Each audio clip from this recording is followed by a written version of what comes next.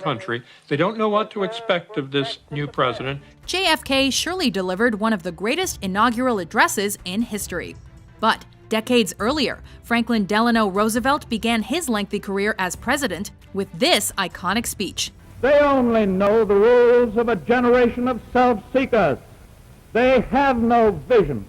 And when there is no vision, the people perish.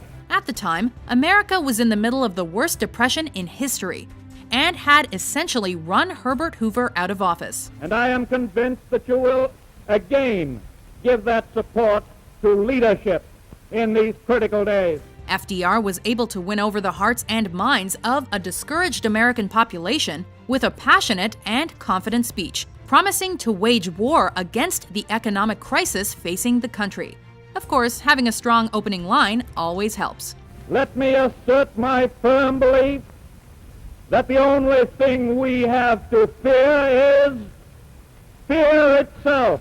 Number 3, we shall fight on the beaches, Winston Churchill. If we had kept together after the last war, if we had taken common measures for our safety, this renewal of the curse need never have fallen upon us. One of 3 key speeches given by Churchill during the Battle of France. This rousing address was delivered under less than ideal circumstances. And if you look at what Churchill achieved every day, it is absolutely mind-boggling. He was running on a different kind of petrol. The English Prime Minister was forced to not only warn the English people about the potential for France's catastrophic defeat, but also to prepare them for war on their home soil. Less than a month earlier, Churchill had declared that the Allies would be victorious. With this looking less and less likely by the day, Churchill resoundingly stated that the British would never surrender to Germany. We shall never surrender! Instead, he memorably said they would fight them in France, on the seas, in the air, in the streets, and on the beaches. We shall fight in the seas and oceans. We shall fight With growing confidence and growing strength in the air, we shall defend our island, whatever the cost may be. Number 2, I Have a Dream, Martin Luther King Jr. America has given the Negro people a bad check. A check which has come back marked insufficient funds. One of the most inspirational speeches of all time, Martin Luther King Jr. delivered this famous call to action to over 250,000 people on the steps of the Lincoln Memorial in 1963.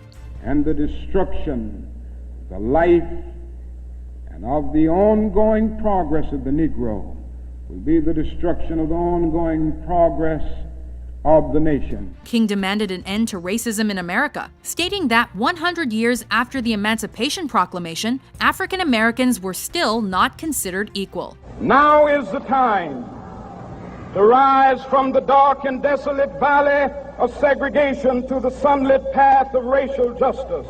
Perhaps surprisingly, the I Have a Dream line was not in the original draft. It was improvised on the spot by King after gospel singer Mahalia Jackson yelled out from the crowd, urging him to tell them about the dream.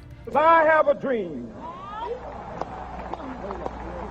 that my 4 little children will one day live in a nation where they will not be judged by the color of their skin, but by the content of their character. I have a dream today.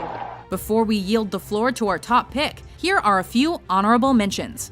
Hence, every discrimination against women in the constitutions and laws of the several states is today null and void, precisely as is every one against Negroes. I have only one thing to say. You turn if you want to. The ladies not for turning. Well now, it is time to be off. I to die and you to live. But which of us has the happier prospect is unknown to anyone but heaven. If you seek prosperity for the Soviet Union and Eastern Europe, if you seek liberalization, come here to this gate. Mr. Gorbachev, open this gate. Today, I consider myself the luckiest man on the face of the earth.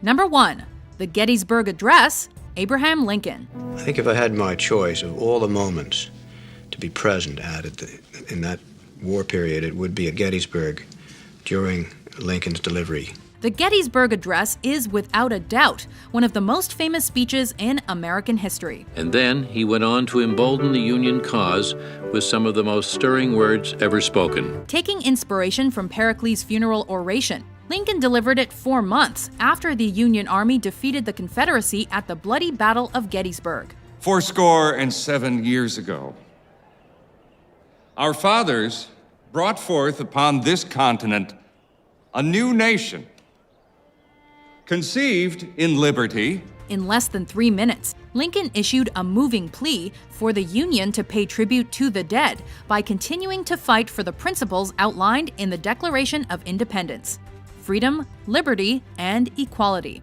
Finally, the president hears a long, thunderous applause.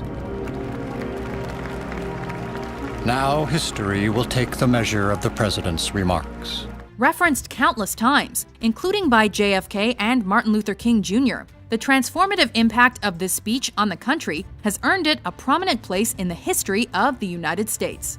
And that government of the people, by the people, for the people, shall not perish from the earth. Do you agree with our list? Und ihr dürft ihn euch schon nicht groß werden lassen. What's your favorite famous speech? For more exciting top 10s published every day, be sure to subscribe to WatchMojo.com. Because you've fallen in love with all the things in life that destroy men.